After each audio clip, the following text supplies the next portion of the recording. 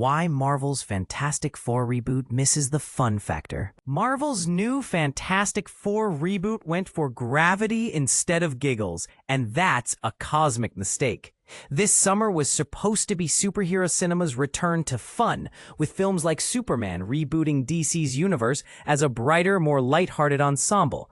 Against this backdrop, Marvel's Fantastic Four First Steps arrived, aiming to inject retro-futuristic energy into one of Hollywood's most cursed superhero franchises. But in scrubbing away continuity and diving straight into an apocalyptic plot, the film sacrifices what makes these characters truly special: their unconventional, bickering family dynamic. Director Matt Shakman's vision is undeniably polished. The film's Eero Saarinen-inspired sets shimmer, its action sequences achieve grandeur, and the cast, including Pedro Pascal, Vanessa Kirby, Joseph Quinn, and Evan Moss-Backrack, delivers genuine emotional depth. Yet even with these strengths, First Steps feels curiously joyless. It skips the quartet's playful origins, no wisecracking spandex adventures, no epic face-offs with colorfully campy villains like Doctor Doom, to leap into a portentous Earth-saving crisis. The result? A movie that's all endgame stakes, zero downtime. Here's the catch. The Fantastic Four were Marvel's first superheroes for a reason. Their 1961 comic reignited the medium by replacing stoic squares with a dysfunctional found family.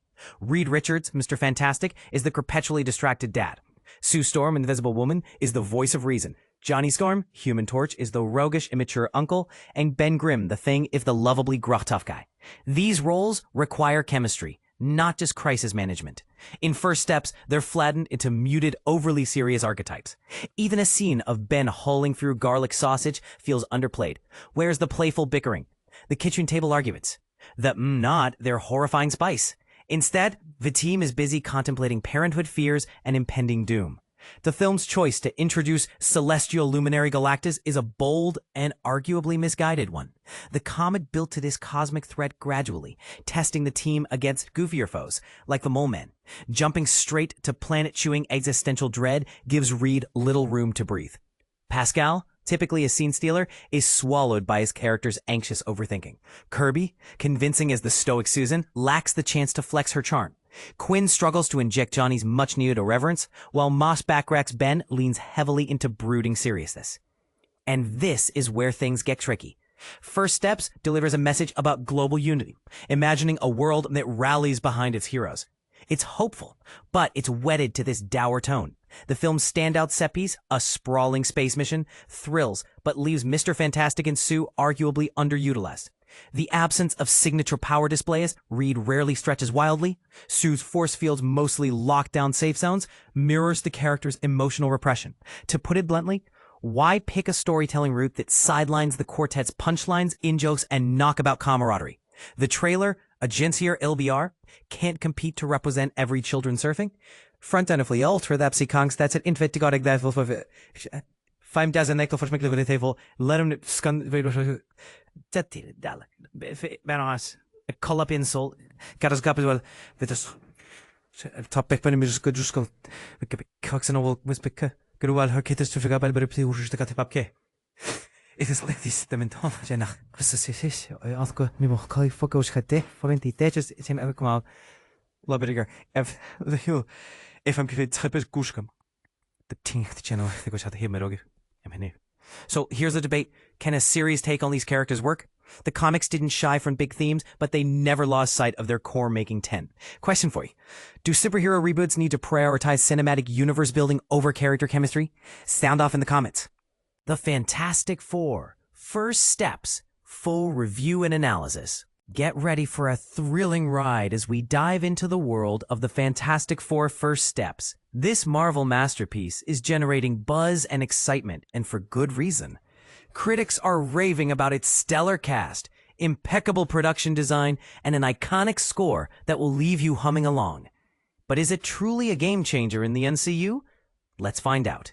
The Fantastic Four First Steps marks a fresh start for the iconic superhero team, and critics are hailing it as one of Marvel's finest in recent years.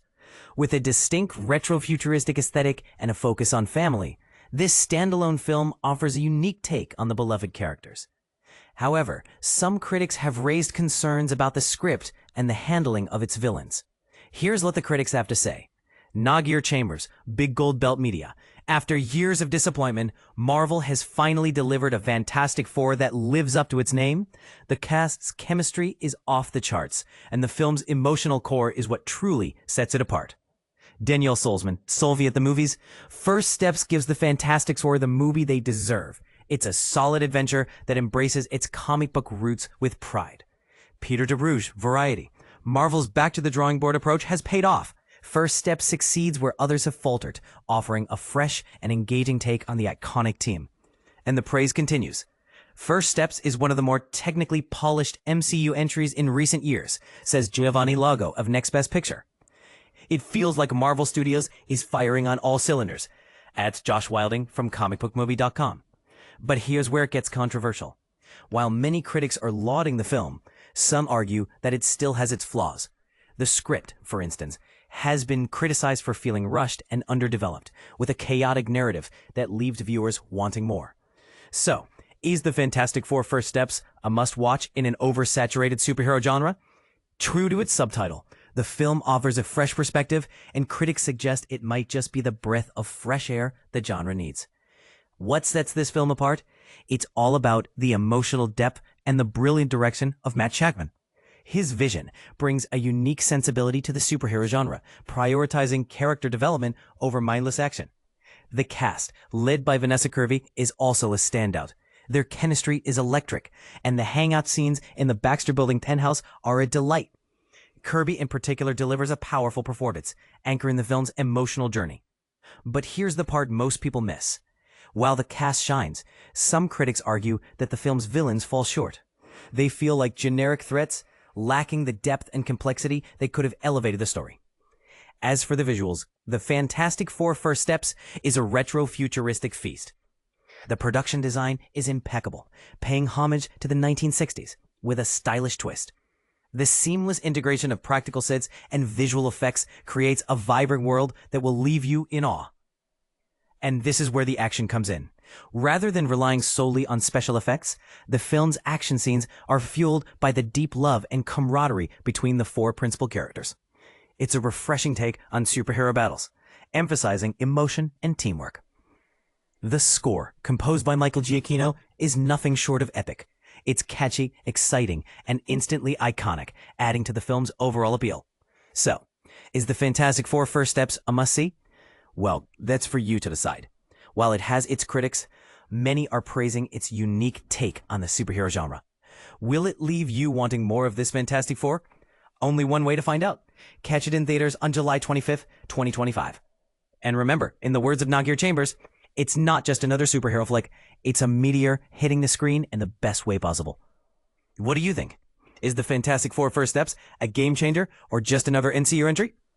Let us know in the comments. Fantastic Four post-credit scene explained. Fantastic Four's post-credit scenes and Doomsday connections reveal how the MCU's legacy intertwines with its origins.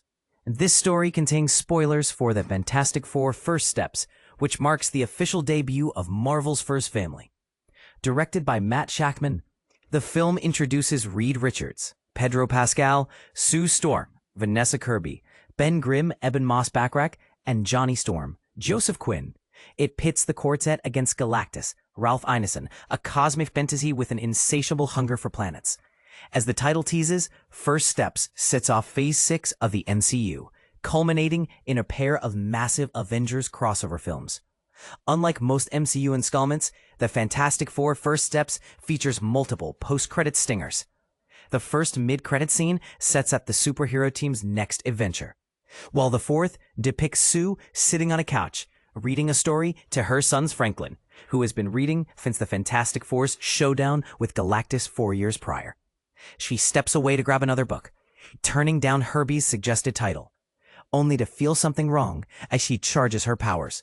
A mysterious cloaked figure interacts with her child, hinting at Dr. Doom's return. This marks the first appearance of the iconic villain in the MCU, whose comic debut in Fantastic Four number 5 was a cornerstone of the franchise. Sue and her son Franklin appear in the Fantastic Four First Steps.